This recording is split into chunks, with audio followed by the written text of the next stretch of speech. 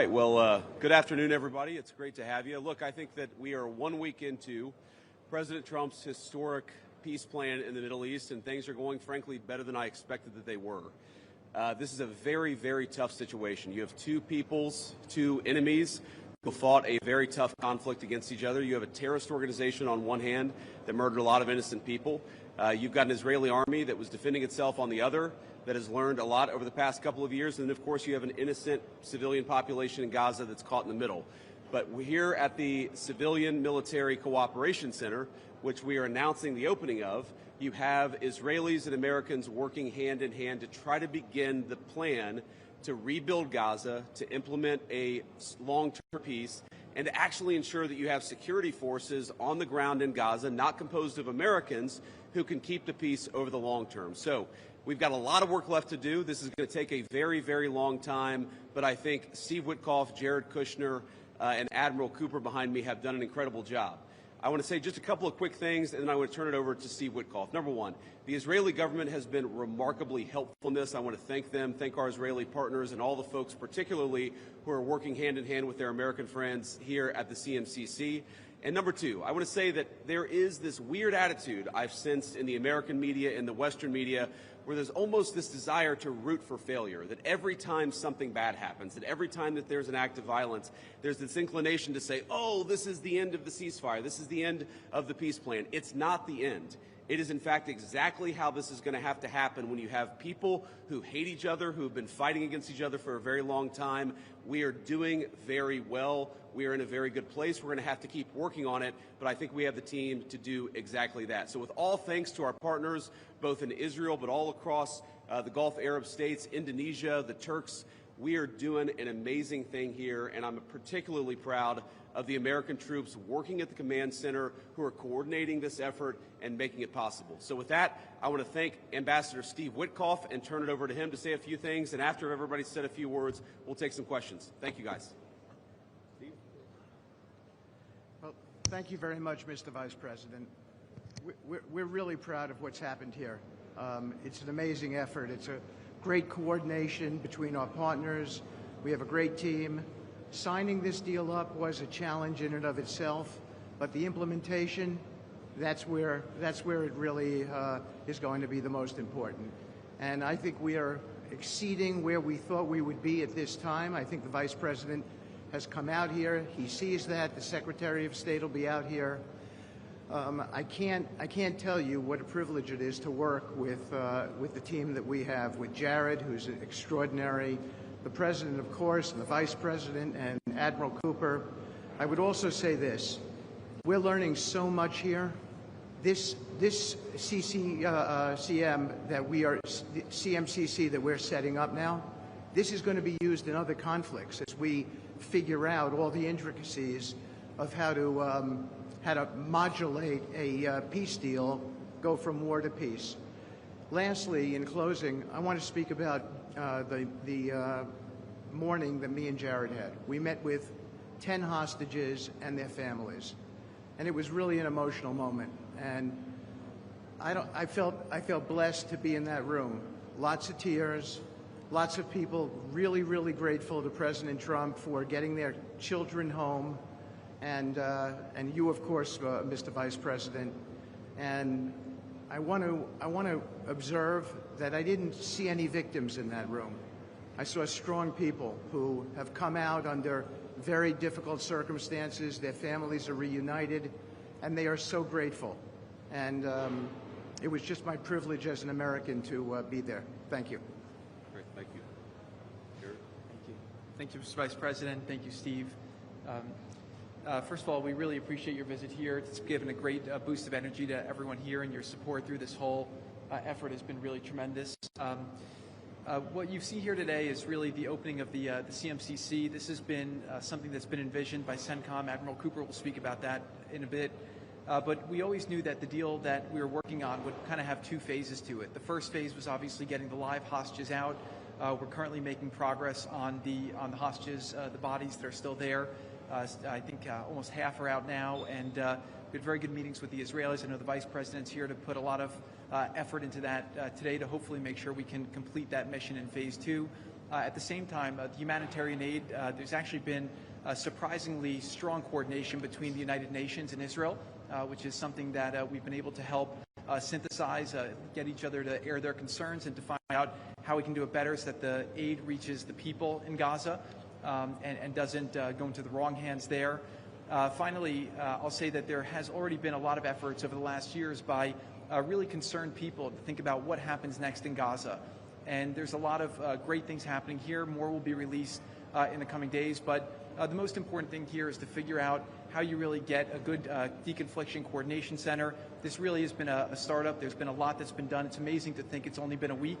But I actually, with the pace of work and the commitment of everybody, I think in a week from now you'll see even more progress. I want to echo what the Vice President said about how a lot of people are getting a little hysterical about different incursions one way or the other, but what we are seeing is that things are going in accordance. Both sides are transitioning from 2 years of very intense warfare to now a peacetime posture, and really thanks to Admiral Cooper, CENTCOM, and the CMCC to try to build that deconfliction mechanism in order to make sure that we can get to a proper de-escalation.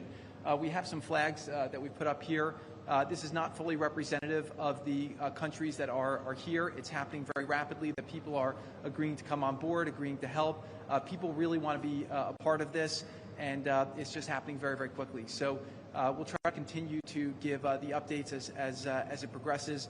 But really just thank you to the entire team here who's made all this possible. It's been a lot of sleepless nights, around the clock effort, and it's really been great coordination because everyone believes that it is possible to create something better in Gaza, and we have to believe it, we have to work hard for it, and if we all work hard to do that, then I do believe a great outcome is possible. Well, Mr. Vice President, thank you for joining us here today at the CMCC.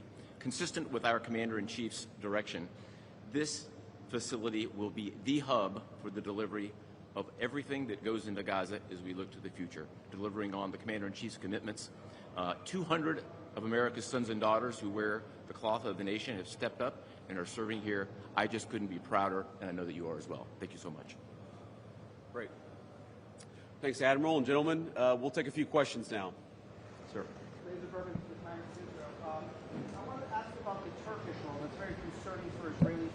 Turkey obviously has been a supporter of Hamas. What role will they have, and will they have troops that will be on the ground here or in the Gaza Strip? Thank you. Well, I think, first of all, what troops are on the ground in Israel is going to be a question the Israelis have to agree to, and I'm sure that Prime Minister Netanyahu will have opinions about that, but we think everybody has a role to play here. Some of that's going to be financial, some of that's going to be in reconstruction, some of that's just in communication with the various parties to ensure that this deconfliction process actually works and is implemented. We're not going to force anything on our Israeli friends when it comes to foreign troops on their soil, but we do think that there's a constructive role for the Turks to play, and frankly, they've already played a very constructive role. We're very grateful for that. And you asked, they've supported Hamas in the past.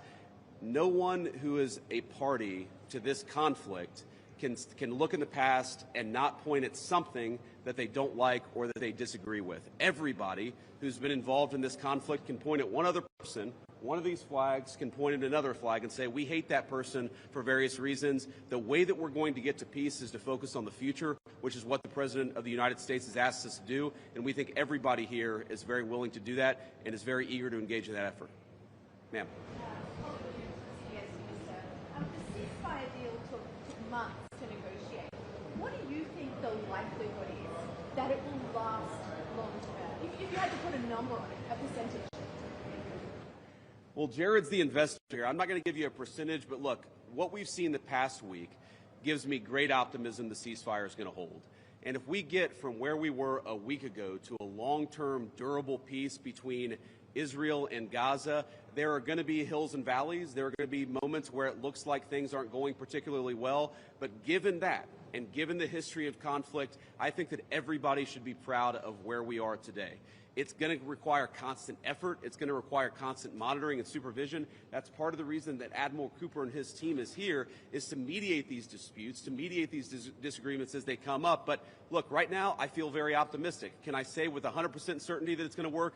No. But you don't do difficult things by only doing what's 100% certain. You do difficult things by trying, and that's what the President of the United States has asked us to do. Sir.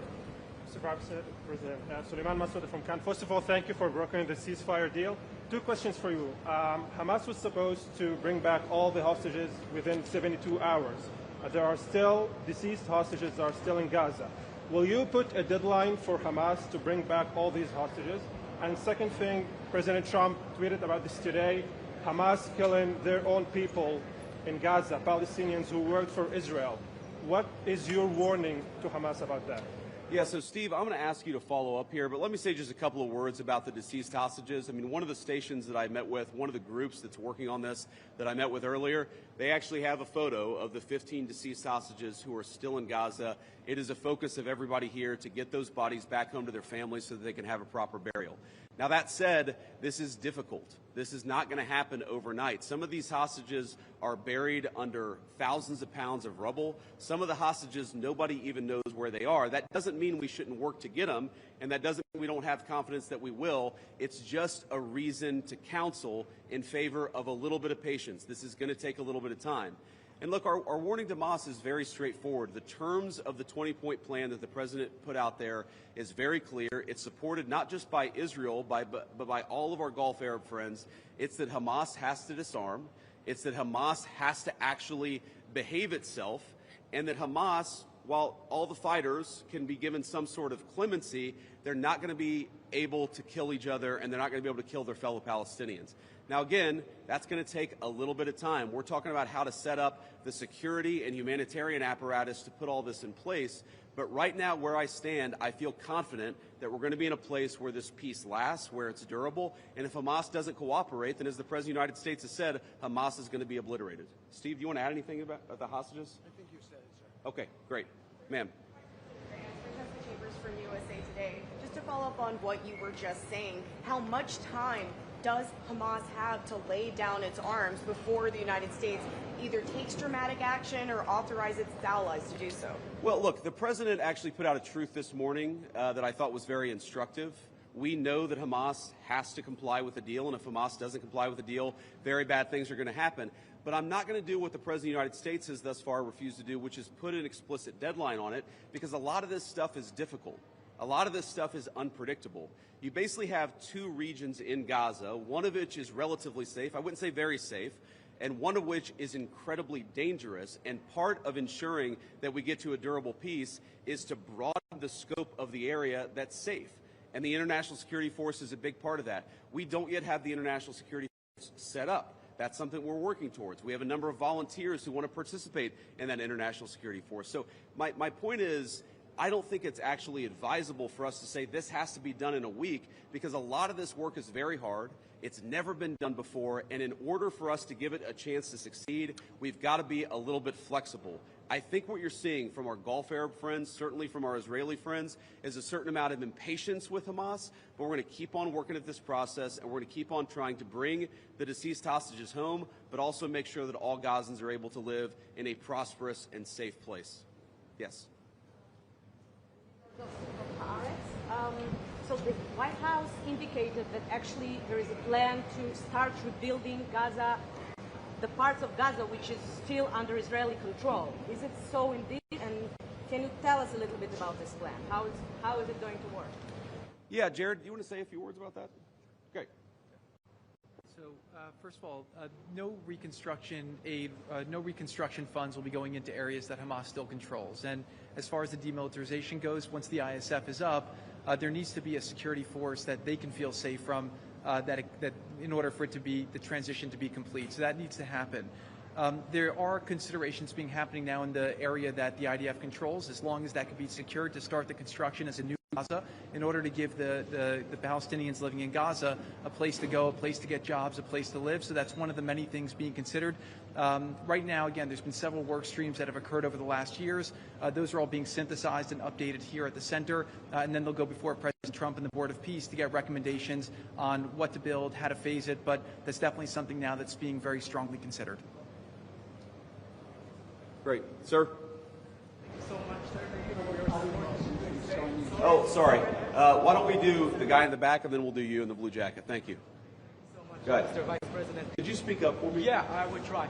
So thank you so much, Mr. Vice President. And my question is, from the level of cooperation that you just saw today here in this place, how you see the, let's say, future of normalization in Israel in the region, if you see like a cooperation, growing cooperation between Israel and other Gulf states that we don't see from the outside? Yeah, well, you know, I think Steve put it best, which is that this model, I think, could serve for a foundation for normalization, not just in the Middle East, but across the world. Because what we're taking, again, is a long-term, protracted conflict with two enemies who really don't like each other, and we're actually creating a model that can lead towards sustainable peace. Now, we know that a lot of our Gulf Arab friends would like to have normalized relations with Israel. We know that getting this peace on a sustainable pathway is sort of the critical first step of that. But look, I feel very optimistic about where we are. Knock on wood, you never know how this stuff is going to go. But given what I've seen, given the incredible talent and effort that's going in to the reconstruction of Gaza, to the long-term security of the Gazans in that territory, I feel very good about where we are. And again, if we get this right, I really do think it's going to be a domino that leads to a lot of further peace all across the region. Sir. Vice President Vance, firstly, a quick one is, did you come here because you thought Israel massively overreacted to the killing of its two soldiers? And secondly, following the reaction to this plan, do you now believe it is feasible to have a governance structure for Gaza that does not include strong Palestinian voices? Well, so on the first question, no. My visit had nothing to do with events of the past 48 hours. We had actually tried to plan this visit, frankly, months ago, and now we thought this would be a good time to do it. It ended up working out. As you know, sometimes calendars are difficult, especially when you're the Vice President of the United States. But I wanted to come. I wanted to check in on things. I wanted to, talk to the troops who are working very hard to coordinate this massive relief effort.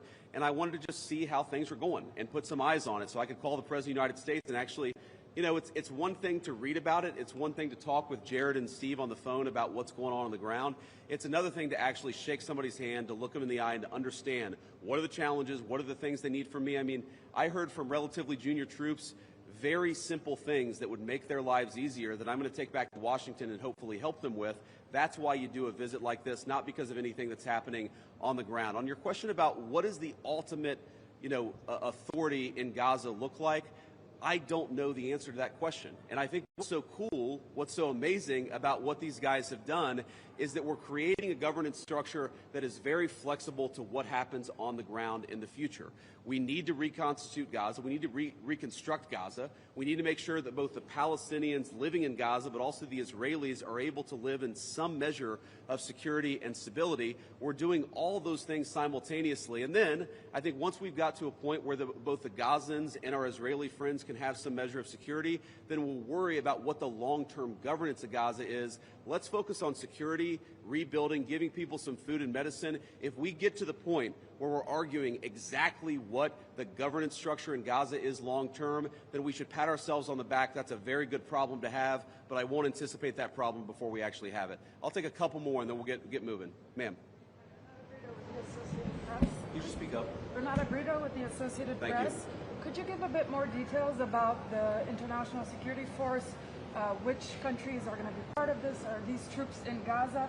And also about the disarmament plan or decommission plan. Are there incentives for Hamas to do that in a timely fashion? Any details?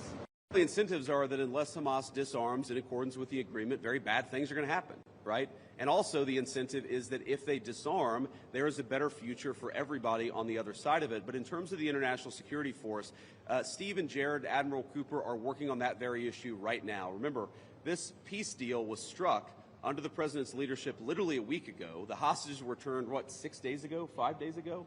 So we're in the phase now where we're actually starting to conceptualize what that international security force would look like. I think it's important for Americans to know a couple of things. Number one, there are not going to be American boots on the ground in Gaza. The President of the United States has made that very clear. All of our military leadership has made that very clear. What we can do is provide some useful coordination. How do you take, the Gulf Arab states, plus Israel, plus plus the Turks, plus the Indonesians, how do you actually get those folks to work together in a way that actually produces long-term peace? The only real mediators are the United States of America. And so that's the role that we're going to play. I think the American people should be proud of it, but they should know that there are going to be no American boots on the ground in Gaza. Sir, in the back. I'd like to ask about a different threat. We see Iran rearming again, trying to build again their nuclear weapon. Could we expect in Israel to see the U.S. Army attacking again in Iran? Could you ask the very last part? Could we expect the U.S. Army to attack again in Iran like you did in the last time in Fordow? Well, I'm not going to make any announcements here today. The President of the United States has been very clear about our policy with regards to Iran. It's that he actually wants Iran to be prosperous. He wants to have good relations with the Iranians, but they cannot have a nuclear weapon. And so we're going to keep on using and exhausting every diplomatic means possible to try to ensure that Iran does not have a nuclear weapon. That's our focus, and that will remain our focus for the indefinite future. Let me just leave us with one final thought here. So I've been to Israel once in my entire life. I came for about 36 hours, and as a Christian, I think the world's Christians will know that this country, that this region of the world means a great deal to me. And at some point today, I hope to go, or at some point in the next couple of days, I should say, I hope to go to the Church of the Holy Sepulchre, which Christians believe is the site that Jesus Christ was crucified in. And I know that Christians have many titles for Jesus Christ, and one of them is the Prince of Peace. And I'd ask all people of faith, in particular my fellow Christians, to pray that the Prince of Peace can continue to work a miracle in this region of the world. I think that we have made incredible strides over the past week. We're going to have to make a lot more, but I think with your prayers, with God's providence, and with a very good team behind me, I think we're going to get it done. Thank you all. Take care.